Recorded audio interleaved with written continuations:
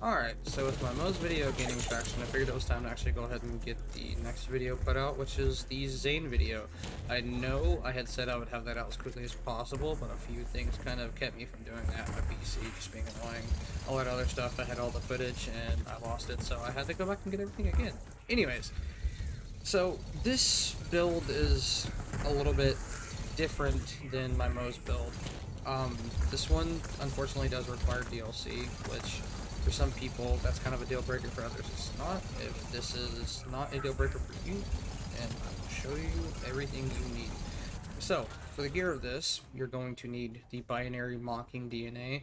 I use this for the sentinel damage bonus for cryo. You get the bonus cryo damage on top of what it already does. It actually hits pretty hard, as you can clearly see. This is Mayhem mode 11, and it's making light work for these enemies. It's a really good gun to have. Then you're going to want the Stark Krakatoa. I always like to run a sniper just so I have that long range power. This is unfortunately anointed for gunner, so you can get one that's anointed for Zane, but I'm not too sure what the anointing for it is. I probably have one somewhere.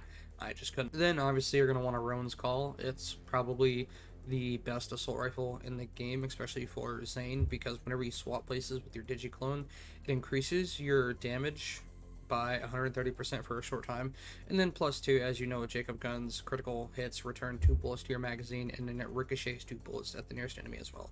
Which I love this thing. You can get it in quite a few different elements. I have this one, and then I also have one in, I believe I also have one in radioactivity. You can choose whichever one you want. I just have this one put on as it's actually meant for Zane specifically.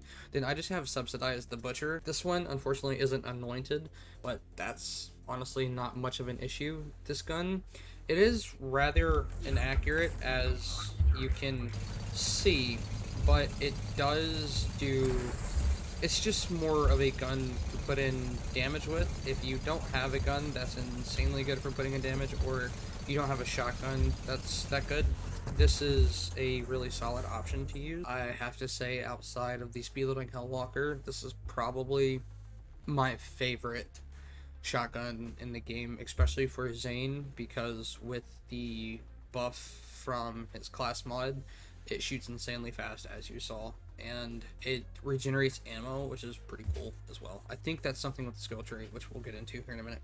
For the shield, I use the Centurion Madcap. Then it also gives you a 25% max capacity to your shield, and then it returns almost 10,000 damage if meleeed while shielded, which if you're using the Sentinel, you're almost always shielded because it gives you shield. And it is obviously anointed operative, so it gives you a 15% movement buff if you have the Sentinel active. So for the class mod, you're going to want to use the Rowdy Cheap Shot CN Dead. It gives you the ability to activate all of your action skills if you actually hit somebody or damage them with a gun, whichever one you prefer, how it to be said. Additionally, it also gives your kill skills a 10% effective bonus, which is actually insane.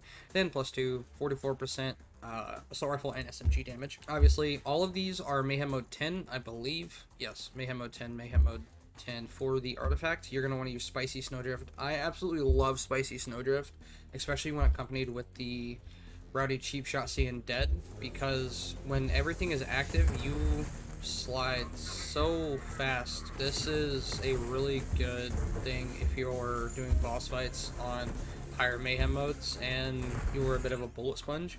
That'll really help you out. These two will go absolutely hand in hand for that. Alright, so unfortunately this isn't a non-DLC build. It does have DLCs included, as you can see.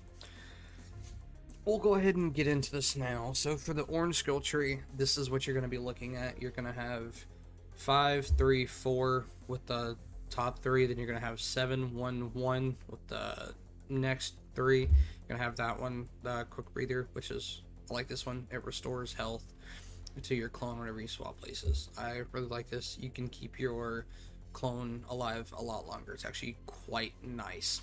Then obviously you're going to have Old U, which this one is really good as well, because instead of having to kill an enemy, if you're fighting a boss and you have your digiclone active, you can swap places with your digiclone, and it gives you a second wind with full health. It is really nice.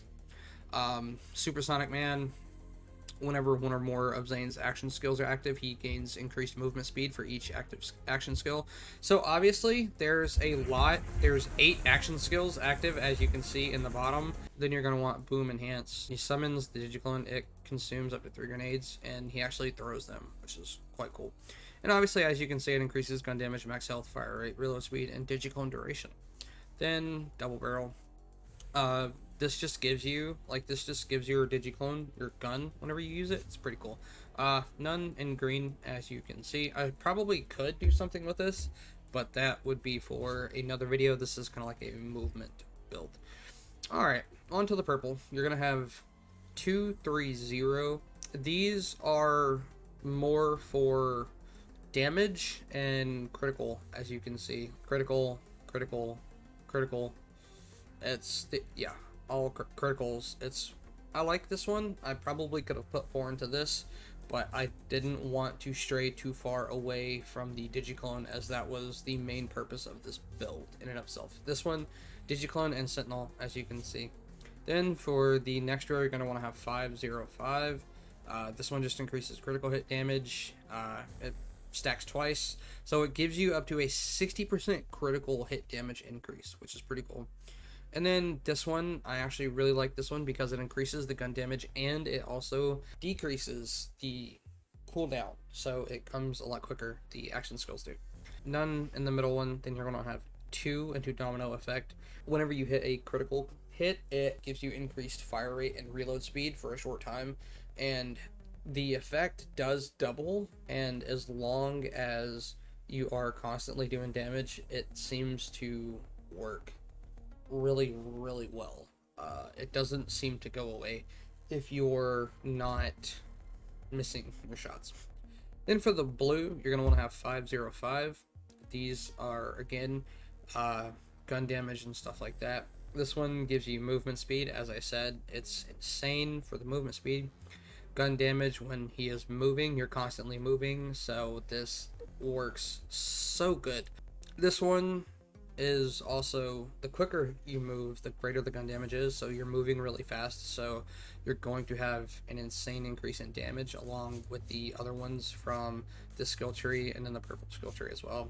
Then for the next row, you're going to have 401 reload speed, and then after you kill an enemy, the reload speed is increased for a few seconds, and it also stacks, which is really nice. Then whenever you kill an enemy with salvation, it gives you lifesteal. See in red, activating the action skill also activates all of your kill skills, so as long as you're shooting an enemy or using your abilities, you almost always have your kill skills, and it is insane. I love how heavy this build hits. It's quite crazy.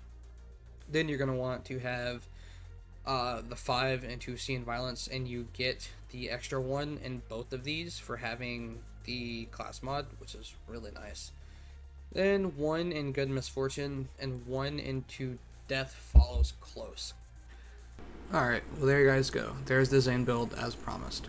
I'm sorry that this was a partial DLC build. If you guys would like me to do a complete non-DLC build, let me know down in the comments. I would also like to add that for boss fights, I recommend the Speedload and Hellwalker. With the Digiclone, it does a lot of damage, and you can pretty much kill any of the bosses in under 2 minutes. The Grave Ward being the easiest, as you can see here.